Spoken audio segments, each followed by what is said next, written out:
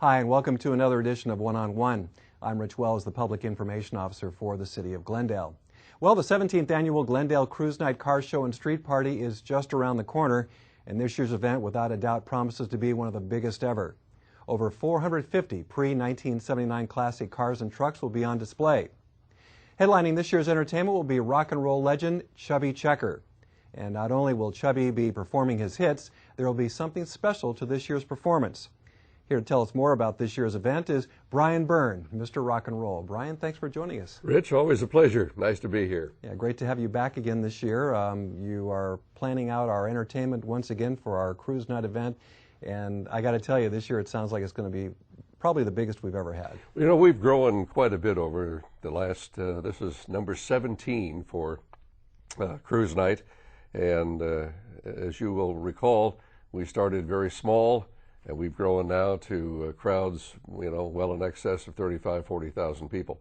And I think this year it's going to be even bigger. And as you mentioned, we're going for more cars this year. We've come up a little bit from the cutoff date. We're up to 1979 cars, the last year the big muscle cars. And this year, of course, with Chubby Checker, this is the 50th anniversary of the Twist. And we're, I think, probably within a week and a half of the actual 50th anniversary of when Chubby released the Twist for the first time. Because remember, this was a hit twice, and the only song in rock and roll history that's been #1 twice in 2 different years. So 50th anniversary of the Twist, and we're going to go for the Guinness Book of World Records for the most people twisting. Well, let's talk about that for a second. This has really never been done, I mean, as far as I know, in Glendale, where we have set any kind of a Guinness Book of World Record at a Cruise Night event. So this will be a first for us. Yeah, and we have the folks coming in from Guinness to be the official adjudicator of the event. So we make sure and get past the old record, which is 1,691, which was set in 2004, and I think it was actually set in England of all places. Right, right. So we got to get a couple thousand people in through the gates this year to break the record. That's going to be a great time. Well, I think with the crowd that we normally anticipate for Cruise Night, which is probably about 35,000, 40,000 people, you shouldn't have any problem breaking that record. Let's hope not. How is that going to work, Brian? Talk a little bit about how you're going to set up the dance and Well, for those that have been to Cruise Night and those that have not, we will be lined down Brand Boulevard where all the classic cars are, and at one end we'll be at the corner of Brand and Milford where the official stage is, and across Milford on both sides we will have all of the participants for the Guinness Book of World Records for the Twist. During that evening, folks can go through the turnstiles so that we have an official count, and pick a side, either side of Milford there.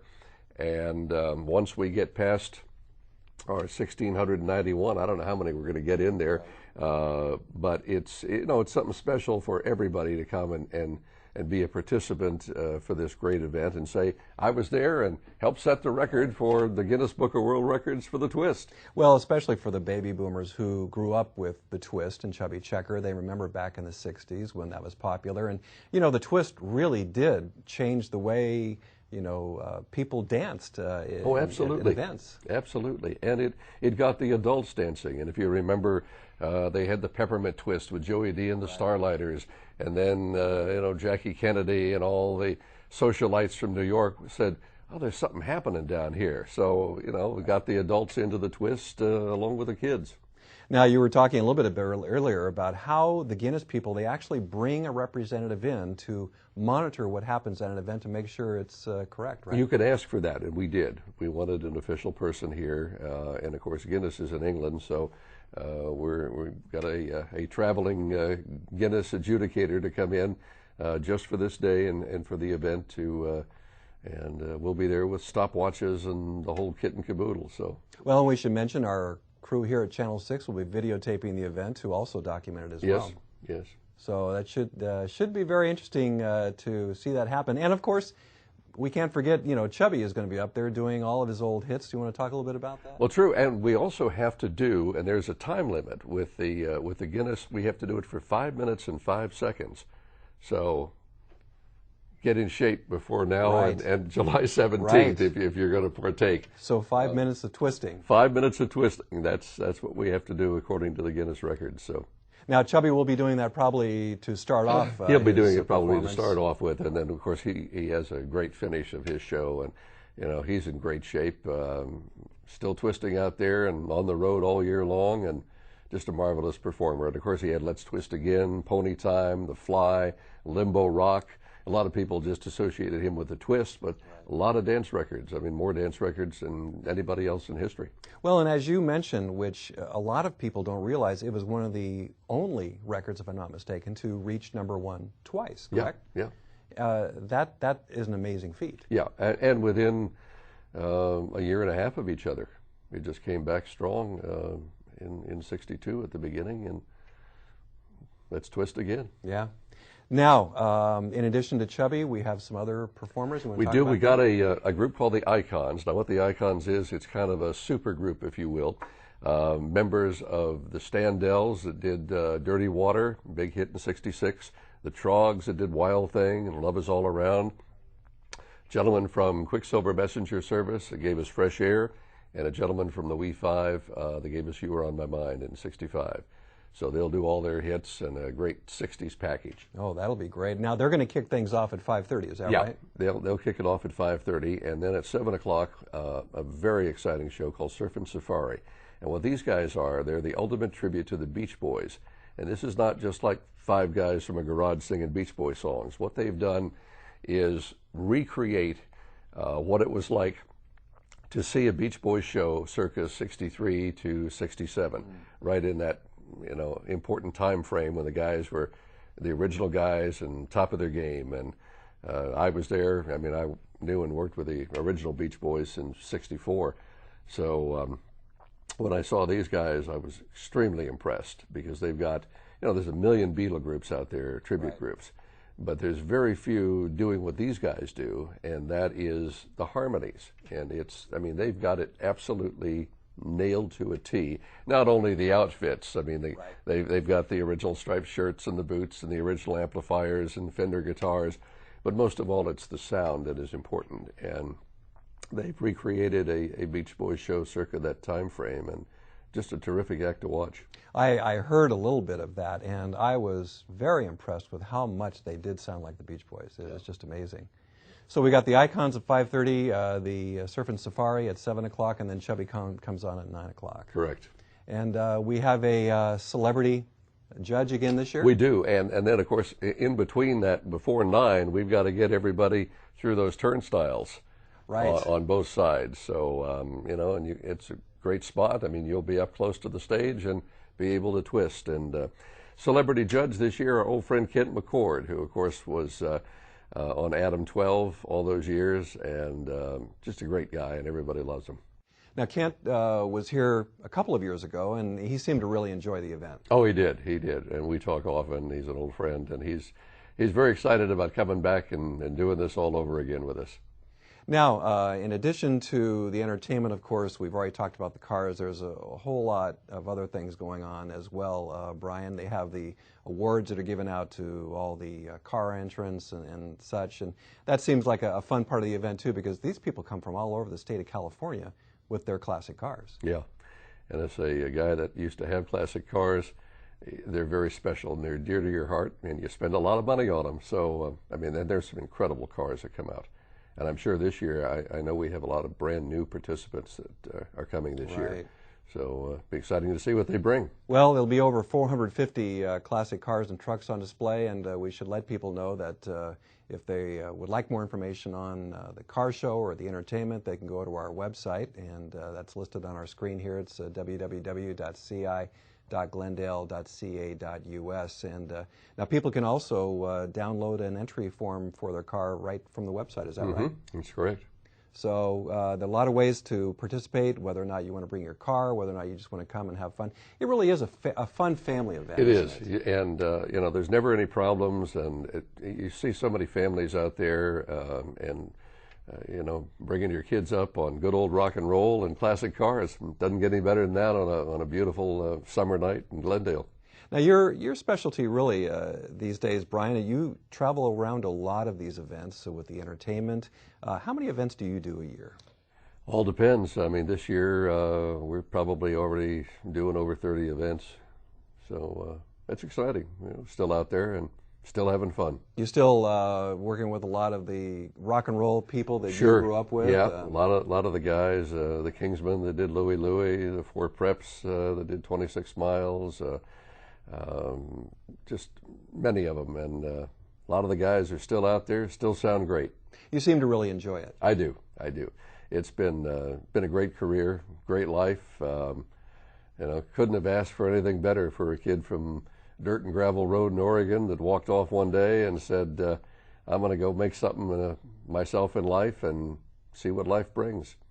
So let's recap again. We have the Icon starting at 5:30. We have the Surf and Safari at 7 o'clock, and then Chubby Checker will be coming on at 9 o'clock. And again, the big thing this year is the Guinness Book of World Record attempt that we're going to have right here in Glendale. Right at the corner of Milford and Brand, and go through those turnstiles and have fun. And we encourage not only the baby boomers, but the younger ones as well to Absolutely. find out how much fun the twist was, right? Absolutely.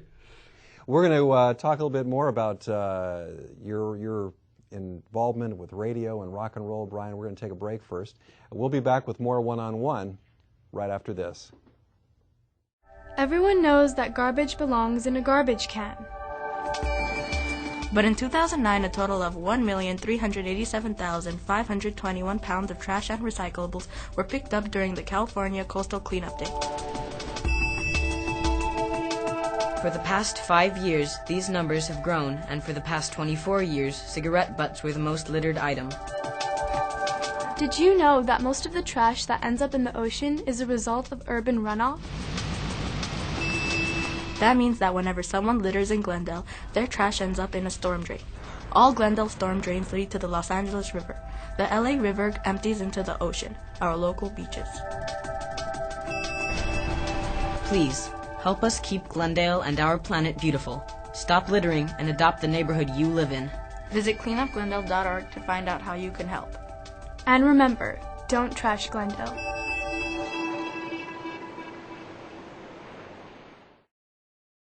The 17th Annual Glendale Cruise Night Car Show and Street Party will be held on Saturday, July 17th from 5:30 to 10:30 on Brand Boulevard.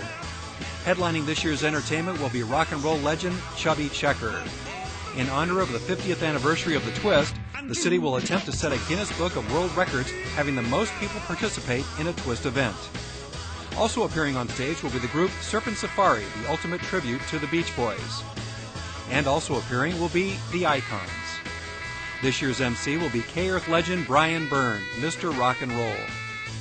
Cruise Night has become one of the premier car shows in Southern California with over 450 classic cars and trucks on display. In addition to the cars, there's something for the entire family, including games and displays for the kids. And don't forget, Brand Boulevard restaurants and merchants will be open for business. Spectator admission is free. For more information, call 818-548-6464 or go to the City of Glendale website. California is in a severe water shortage. Water conservation is now mandatory. Residents of Glendale, Burbank, and Pasadena can only water their landscapes 3 times a week, on Tuesdays, Thursdays, and Saturdays. As a reminder, water only after 6 p.m. and before 9 a.m. Find what else you can do to conserve more water by visiting www.glendalewaterandpower.com.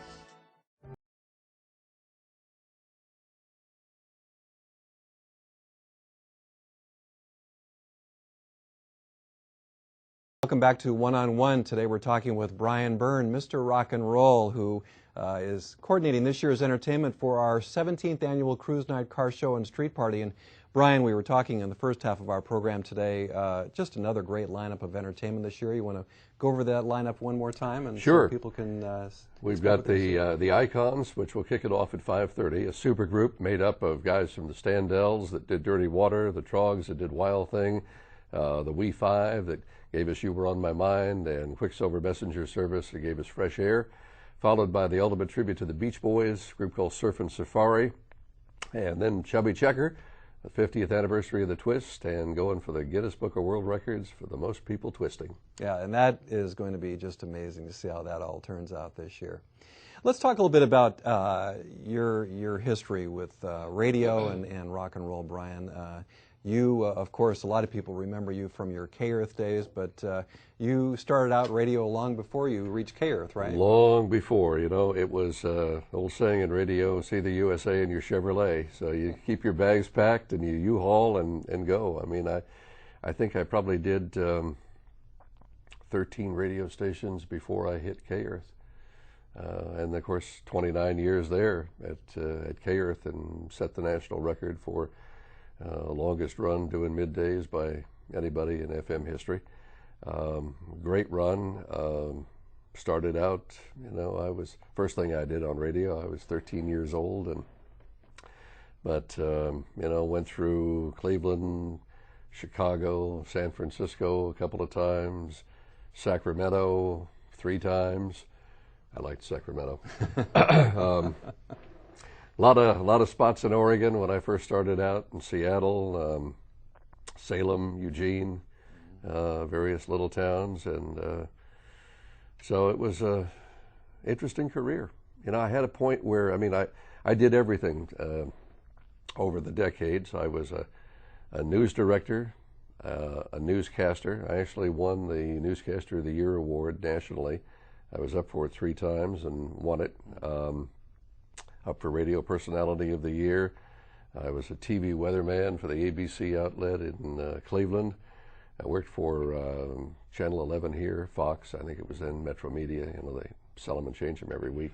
I think it was Metro Media then, but won the LA Press Club Award for Best TV Entertainment. I was the first person to do music news inside of a local television newscast. I didn't know that.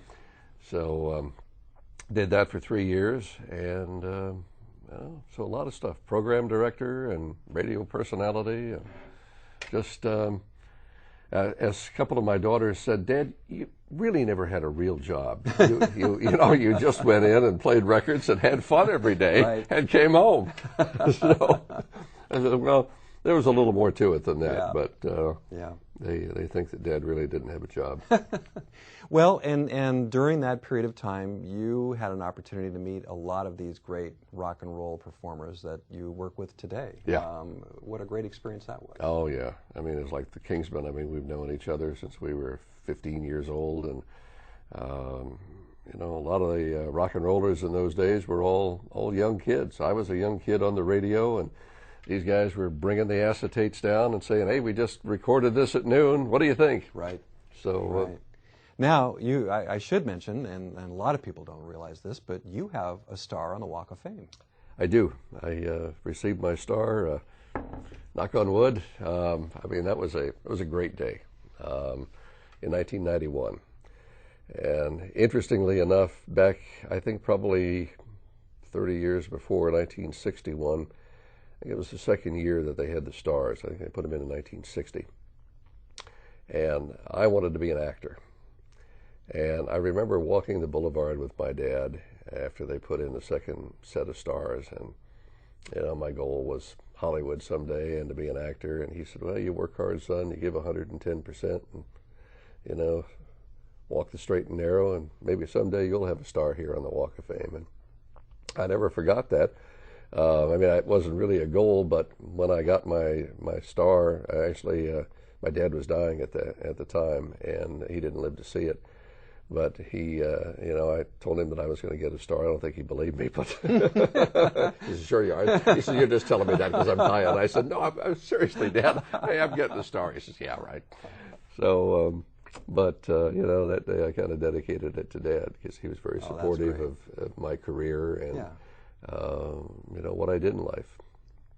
That has to be such an honor. Well, and I don't know of that many other radio people who've had their star on the Walk of Fame. No, there's very few radio guys on the Walk of Fame. So I'm in a very select group, and you know, very blessed.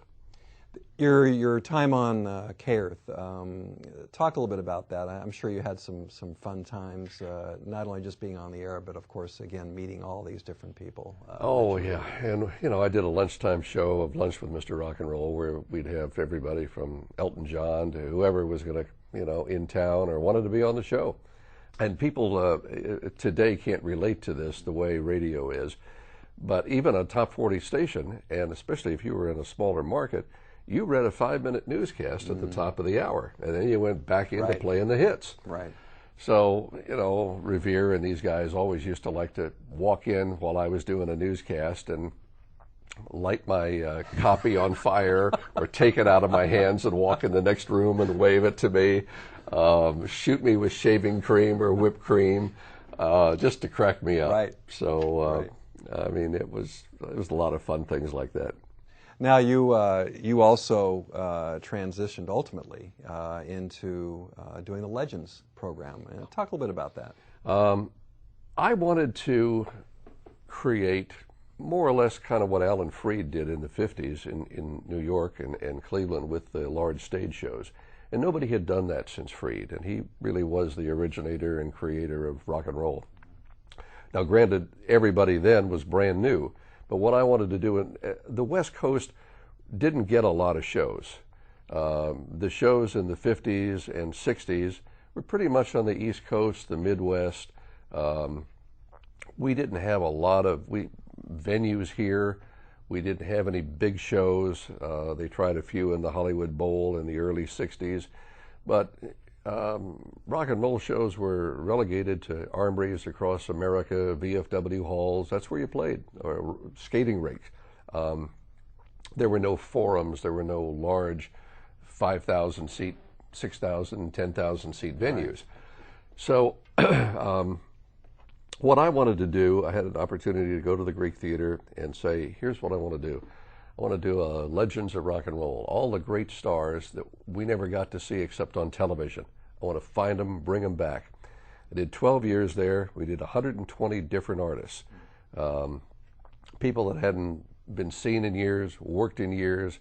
We brought back the Jaguars that did the original The Way You Look Tonight. First time, in 25 years the guys had been together. The Velvetones that did The Glory of Love, a classic doo-wop ballad. Guys hadn't been together since '57. Just magic moments like that. Buddy Bailey from the Clovers coming out to sing Devil or Angel with Bobby V. They both had hits on Devil or Angel with the Clovers were first. And just moments like that were Hank Ballard walking out just unbeknownst and said, let's do the twist. We'd have 12, 15 acts a night. They'd sing their one or two hits and next, right. And it was 3 hours of nonstop entertainment. Great thing was to see some of these people have their careers resurrected after that. They started back, and this gave them the opportunity to get back into the business, back into the circuit. Some of them had been disillusioned, got ripped off, which most of the artists in the old days did anyway. Never saw a dime. I had acts say, "You're actually paying me tonight?" I said, "Yeah." I said, "What do you mean paying you?" "Of course I'm going to pay you." "Well, we never got paid in the early days. We were just told that we're doing this to promote the record." Right. Well, and some of them that did have contracts, they didn't make any money at all. They wound up got taken to the cleaners by the agents of the record companies, and it was a shame. He had some very talented people that could have stayed in the business, got disillusioned, went off to sell cars or something, and that was the end. So this was a wonderful opportunity for them to come back and many had never played before an audience, probably past 600, let alone 6,000 at the Greek Theater. So there were some magic moments where I got to tell you, standing there off stage brought tears to my eyes. Yeah. Moments like Sunday night singing Confidential, I never thought I'd see that, let alone he said, and he hadn't been back to the States. He lived in Hawaii since '65, so great times. Now, you had mentioned to me Screamin' Jay Hawkins. What a character. I knew Screamin' Jay for a long time, and many people know the Creedence Clearwater Revival version of I Put a Spell on You. But talk about fun moments on stage. Jay's bit was, and Alan Freed talked him into this originally, was to come out of a coffin. And he had a skull on a stick. The skull's name was Henry. And you'd see Henry, and then Jay would come out like this and say, "I put a spell on you." And Freed talked him into this. He says, "No, I'm not going to do it." And Freed started laying down $100 bills. And he said he got to 1,200, a lot of money in 1956. And Freed started to take it off the table. He says, "No, okay, I'll do it." And then he was stuck with the coffin act forever. So we put the coffin on the Greek Theater stage and had him come out with Henry and the whole bit. Just one of those magic moments, but terrific singer too. I mean, if he was just doing ballads, he was just incredible. Now, the last time I spoke with you, you talked a little bit about him. I'd like to maybe expand on that a little bit. Ricky Nelson. I know you were good friends with Ricky, and of course, anybody who grew up, you know, in the 50s and 60s, Ozzie and Harriet, and Ricky, and what a great guy. Great guy, and his talent, I don't think was really appreciated, if you will, during his time. And Rick loved to be on stage. I mean, two guys that love to be on stage, Elvis and Rick. They just loved being there for the audience. And you know, Rick was ahead of his time in the 70s there with the Stone Canyon Band and all of what would eventually be the Eagles and the Offshoots and just that whole sound. And, you know, he got his hair long at that point, and that's how Garden Party came about at Madison Square Garden, and as he didn't look the same. But always doing a show with Rick was great. You know, it was a treasure for me in the last couple of years to do shows with Rick and Fats Domino. And Rick and I were going to do, I'd just gotten an offer right before he passed to take him on tour to Japan. I had a weekly radio show in Japan at the time, and they wanted Rick over there, and there we go. The thing I want to hear your thoughts on this. You look at the passing of Ricky Nelson and John Lennon and all these people who died young deaths. Cass Elliot. What a tremendous loss to rock and roll that was for these people to die at such a young age. Yeah, Patsy Cline. Yeah. I mean, one of the great American talents. We've lost so many at an early age, and be interesting if they were still around to see the music that they would be making today, because they were all innovators. And I mean, Buddy Holly and Rick were, you know, really dedicated to their music, and, you know, saw things ahead of time with the sound. And Elvis did too, especially in his 70s music, which was really not appreciated. And you look at some of that today as a body of work that he cut down there in Memphis, and it was just, you know, people, they wanted something. They wanted him to be 1957. They didn't want him to be 1987 or, I mean, 77 here, or, you know, they wanted him in this notch where they remembered him. And he was expanding as an artist, and just not appreciated. And that has to be a challenge for a lot of these artists, is everybody wants them to stay the way they were, and instead of letting them grow and develop. You know, I mean, the Beatles, as brilliant as they were, a lot of people still wanted the Beatles from the early 60s versus the Beatles in the late 60s. Sure. You know, and then when they went to their individual careers, same thing. Yeah. It has to be a real challenge for these artists. Yeah, definitely. What do you think about some of the artists that are still outperforming? Of course, we have Chubby coming to Cruise Night, but Little Richard's still out there. Still out there. Still out there. He's a great character, you know. And for me, of course, Richard was the one that actually, Richard and Johnny Grant, the late mayor of Hollywood, Richard and Johnny had this surprise for me that I was going to get the star on the Walk of Fame. Richard was supposed to be my guest, and that day on the show, and they had it all planned that Johnny just walked in, because people would just walk in on my show and say, I want to sit down with Brian for a few minutes. So Johnny walks in. I said, what are you doing? He says, Richard called me and said, I want to fill in for a few minutes. He's running late. I said, oh, okay. So I started talking to Johnny. He says, by the way, he says, you're going to get a star on the Walk of Fame. Oh, you didn't even know? I didn't even know. Oh, really? I had no idea. I'm surprised on the radio. I mean, I was speechless. And then Richard came in. But I got to surprise Richard on I think the following year on television. He was on the morning show here. And I walked in and sat down and surprised him to tell him he was going to get his star.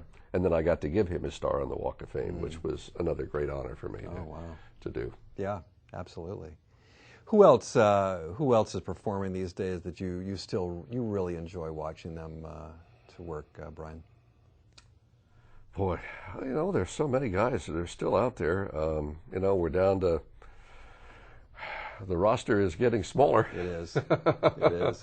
The roster is getting smaller, but you know, we still have, as I mentioned, the Kingsmen, the Four Preps, Johnny Tillotson, David Somerville, the lead singer of the Diamonds, still out there. He does a great show.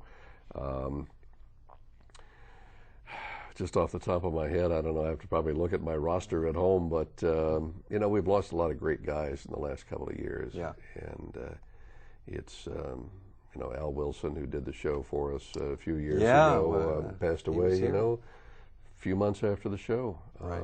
And just never know how much sand is left in the hourglass. Oh, so. yeah, that's true. Well, and that's why you want to see them when you can. And we have an opportunity to come out and see Chubby Checker on July 17th for this year's Cruise Night car show. It sounds like it's going to be a great event. And I think for me it's going to be special just because I've never seen Chubby live. I've seen all the videos and everything else that everybody sees, but it sounds like he puts on a great performance. He does. He puts on a terrific show, and it'll be an incredible night, just an incredible night. And I think with the Guinness World Record, I mean, how many chances does anybody get to partake in any sort of Guinness World Record? Right. So, you know, this is an opportunity right here for all the folks in the city of Glendale and surrounding areas to come out and have a magic night, something to tell your kids about. I was there. So again, we have 5:30? 5:30, we've got the Icons, great 60s show, Dirty Water, Wild Thing, You Were on My Mind, all those great 60s classics, Surf and Safari, the ultimate tribute to the Beach Boys, coming up at 7 o'clock, which is a show not to be missed, and then Chubby at 9, and get everybody through our gates on Milford before that, and what a night we're going to have, twisting the night away. Well, and as you mentioned earlier, Brian, this year we have extended the car show entries to pre-1979, which means we're going to have well over 450 classic cars and trucks at the event, which is the biggest we've ever had. Yeah. So it sounds like it's going to be a great night and a lot of fun, whether you like music, whether you like classic cars. There's events for the kids, the senior citizens, and all the restaurants are open down on Brand Boulevard, all the great restaurants and all the shops. We want people to come and just have a great time. And boy, if the folks have never been to Cruise Night, this is a cruise night to make. Absolutely. Absolutely. Well, Brian, thank you for joining us once again and sharing a lot of your stories with us. I always enjoy hearing them. And we're looking forward to another great year, and you're going to be our MC again this year, as always, and I think it's going to be a lot of fun. Thank you. Thanks a lot. And thank you for joining us for another edition of One on One. We'll see you next time.